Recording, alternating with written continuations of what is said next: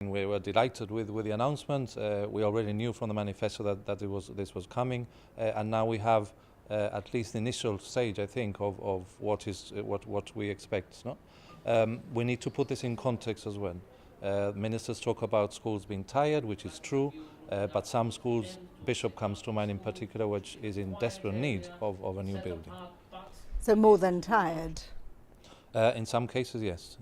The government claims there's been consultation. To what degree? At the initial stages, we've had the project manager go into schools. They've consulted with teachers.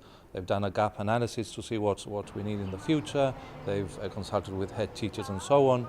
So that level of consultation has happened. With regards to where the location of the places, obviously, we would have liked some of the schools to maybe have been built somewhere else, but in all fairness, we need to consider a lot of factors.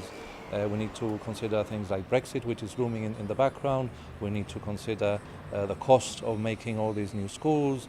We also need to consider the fact that Gibraltar is a small place and land is not always readily available. And how does the union feel about everything being done at the same time over the next 2 years?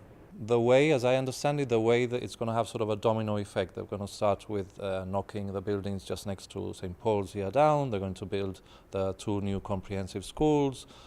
Once the girls' comprehensive is vacant, they will move St. Martin's there and so on. So everything has been planned very carefully with our respect.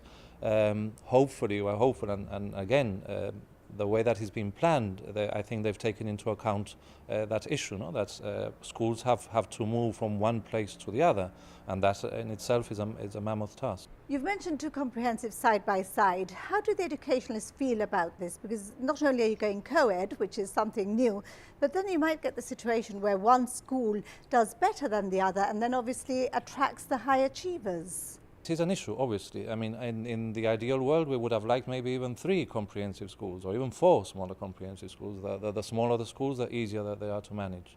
Again, I have to mention that we have to take into account the logistics of it, the space that we have in Gibraltar.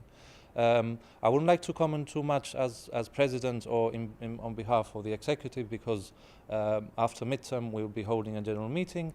Dr. Cortés has very kindly offered, or very bravely offered, to come and join us and answer questions, so we're looking forward to that.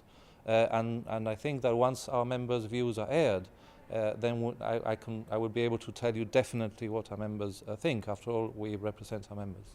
Could you just tell me at this stage what sort of areas of concern have been raised? Well, we've expressed concerns with regards to security of buildings, traffic as well.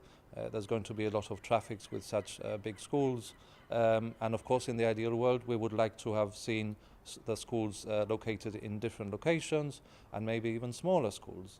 So these are the things that we would like to have discussed. Just like to end by saying that it is a golden opportunity and we're very pleased with the work that's going to be done. We would like to wish Dr. Cortés in particular good luck in this endeavor, which is a mammoth task.